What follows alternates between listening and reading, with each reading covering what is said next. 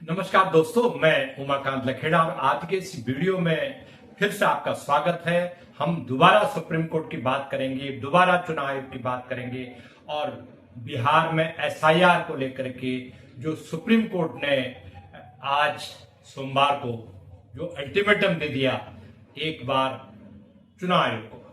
और चुनाव आयोग को क्या कहा? चुनाव आयोग को कहा कि अगर बिहार में जो आपने मतदाता पुनरीक्षण की जो प्रक्रिया जून में शुरू की थी, अगर उसमें किसी भी तरह की अनियमितताएं पाई गई तो हम पूरी प्रक्रिया को, जो बिहार में 2.5 महीने से जो कसरत चल रही थी, उस पूरी कसरत को रद्द कर देंगे।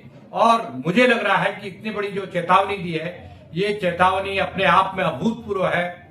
और इस तरह की चेतावनी आमतौर पर सुप्रीम कोर्ट चुनाव आयोग जैसी संस्था को तभी देता है जब सबसे पानी को जर चुका है। और मुझे लग रहा है कि जब चुनाव आयोग को लगा कि हम तो सर्वोच्च हैं, हम तो सुप्रीम कोर्ट से भी बड़े हैं, तो ऐसी दशा में सुप्रीम कोर्ट को अपना जो सुदर्शन चक्र है वो चलाना पड़ा।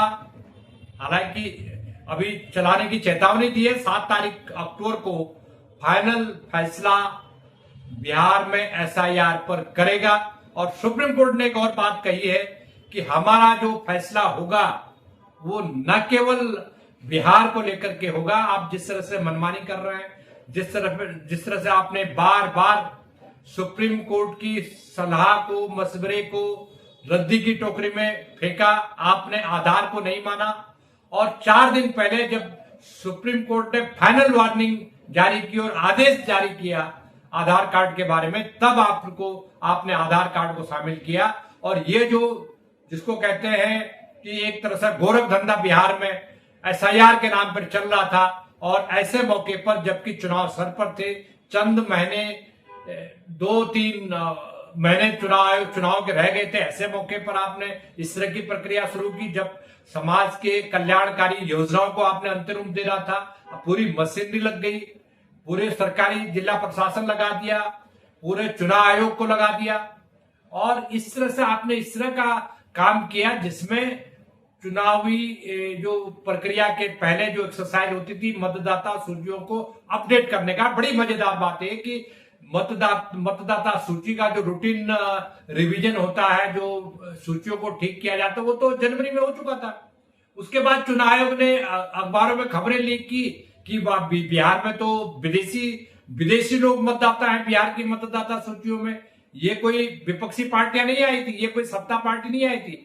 और ये जो काम किया, ये चुनाव आयोग ने अखबारों में खबरें लीक की। कब? जब उस पर हमले विपक्ष के शुरू हो गए। बिहार में एसआईआर से पहले, बिहार में राहुल गांधी की वोट चोरी यात्रा के पहले, जब एक बड़ा अभियान विपक्षी पार्टियों ने छेड़ा, संसद से मार्च हुआ। सांसदों का 300 से ऊपर सांसद स्वतंत्र भारत के इतिहास में भारत की संसद से मार्च करते हैं, चुनाव आयोग तक उनको जाने नहीं देता। भारत की सरकार जाने नहीं देती, पुलिस व्यवस्था जाने नहीं देती वहां तक, और उनको एक किस्म से बैरिकेड लगा करके रोका जाता है। तो ऐसा लगता है कि जो सुप्रीम कोर्ट ने वो जो देश में चल रहा था, और ये जो अभी ये कह रहे हैं कि पूरे देश में हम एसआईआर करेंगे। एसआईआर का मतलब कौन वोटर है कौन नहीं है, ये ये इलेक्शन कमीशन तय करेगा। इलेक्शन कमीशन इस तरह से वहां अतिक्रमण करने की एक किस्म से कोशिश कर रहा था। जिस पूरे तामझाम को, जिस पूरी योजना पर चुनाव आयोग जो कुछ कर रहा था, और आज सुप्रीम कोर्ट ने एक शब्द का और इस्तेमाल किया, इलीगलिटीज। अगर आप किसी भी तरह की अवैधानिक गतिविधि आपकी प्रक्रिया में पाई गई, ये एक बहुत बड़ी टिप्पणी है, एनी इलीगलिटीज। इसका मतलब सुप्रीम कोर्ट सैद्धांतिक तौर पर यह मान चुका है कि आपने बिहार में मतदाता सूचियों के पुनरीक्षण, जिसको एसआईआर कहते हैं, उसके नाम पर जो आपने प्रक्रिया शुरू की, उसमें तमाम तरह की खामियां हैं। और ये खामियां सोशल मीडिया पे आई है, यूट्यूब चैनल पे आई है, अनेक तरह से जो फील्ड में रिपोर्टर्स है, बिहार में रिपोर्टर्स है, दिल्ली के रिपोर्टर्स जो बिहार के, उन लोगों ने ये सारे उजागर किए कि एक ही पते पर कितने लोगों को आपने वोटर बना दिया, कैसे एक पते पर सैकड़ों वोट बन गए। दूसरी बात यह है कि जो जिंदा थे उनको आपने मृत घोषित कर दिया, और जो मृत थे उनको आप जिंदा घोषित कर दिया। ठीक है कि जो मृत लोग हैं उनका नाम हटाने चाहिए थे, लेकिन उनके नाम हटाने के लिए 2003 से लेकर के 2025 तक आप चुप क्यों बैठे हुए थे? जनवरी 2025 में जो पूरी की थी, उस जनवरी 2025 में जो पिछले 20-22 साल से जो मृतक है बिहार की मतदाता सूचियों में, अब आप कह रहे हैं साहब 22 लाख मतदाता है उनको हमने बाहर निकालना है। तो सवाल यह है कि आपको किसने रोका था उन मृतक लोगों की? इसका मतलब कोई डोर टू डोर सर्वे नहीं हुआ, कहीं आप गए नहीं, और जो आपकी जो पूरी प्रक्रिया थी वो पारदर्शी नहीं थी।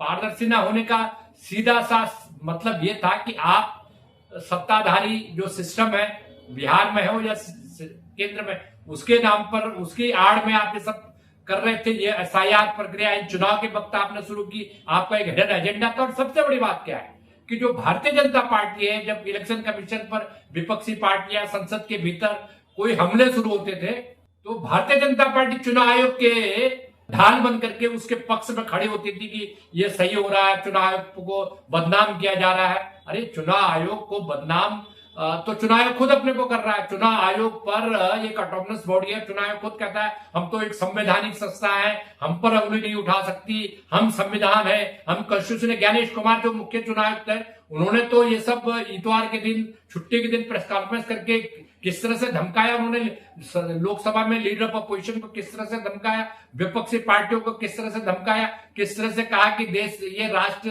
के खिलाफ काम हो रहा है, हमको चुनौती दी जा रही है। तो ये मुझे लग रहा है कि आज का जो ये जो सोमवार का जो फैसला है, ये पूरी तरह ज्ञानेश कुमार जो मुख्य चुनाव आयुक्त हैं और उनके पीछे जो सरकारी सिस्टम है, जो इलेक्शन कमीशन को कहते हैं कि ये सब करो आप, और चूंकि इलेक्शन कमीशन की जो नई परिपाटी है, उनके तैनाती का काम तो प्रधानमंत्री जी ने अपने हाथ में ले लिया। जैसा कि आप सबको पता है कि भाई सरकार ने अपने कंट्रोल में ले लिया कि भाई इनकी हम नियुक्त करेंगे, हम चाहेंगे कौन चुनाव आयुक्त बनेगा, कौन नहीं बनेगा, ताकि जो चुनाव आयुक्त हैं वो जनता के प्रति जवाबदेही न रहे।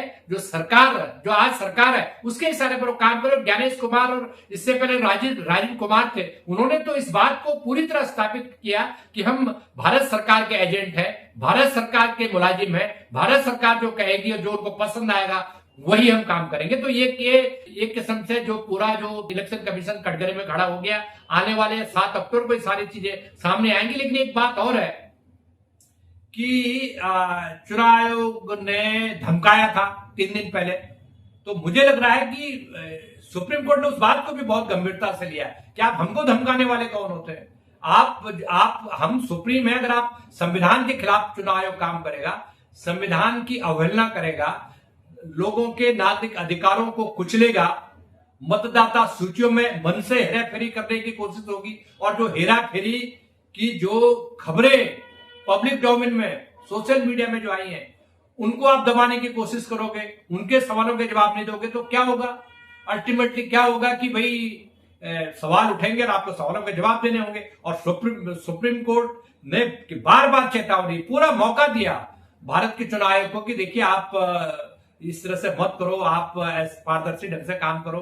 और मुझे लग रहा है कि एक किस्म से ये जो चीज हुई है, ये जो आदेश आया है, फाइनल अल्टीमेटम जिसको कह रहे हैं, वो फाइनल अल्टीमेटम न केवल चुनाव आयोग को चेतावनी है, ये भारत सरकार को भी चेतावनी है कि आप इस तरह से, अगर संवैधानिक संस्था है चुनाव आयोग, तो आप इस तरह से चुनाव आयोग पर इस तरह से दबाव मत बनाइए। चुनाव आयोग को पारदर्शी ढंग से, निष्पक्षता से, और ऐसा लगे आप जनता को कि चुनाव आयोग हमारे जो वोट का जो अधिकार है उसकी रक्षा करने के लिए बना है, और वो काम वो बखूबी निभा रहा है। तो बहरहाल जो सोमवार को जो सुनवाई हुई और जो वार्निंग दी गई चुनाव आयोग को सुप्रीम कोर्ट के द्वारा, जस्टिस सूर्यकांत ने और उनकी बेंच ने जो चेतावनी दी, खुली अदालत में चेतावनी दी, और उसमें भारत सरकार के जो सॉलिसिटर जनरल है तुषार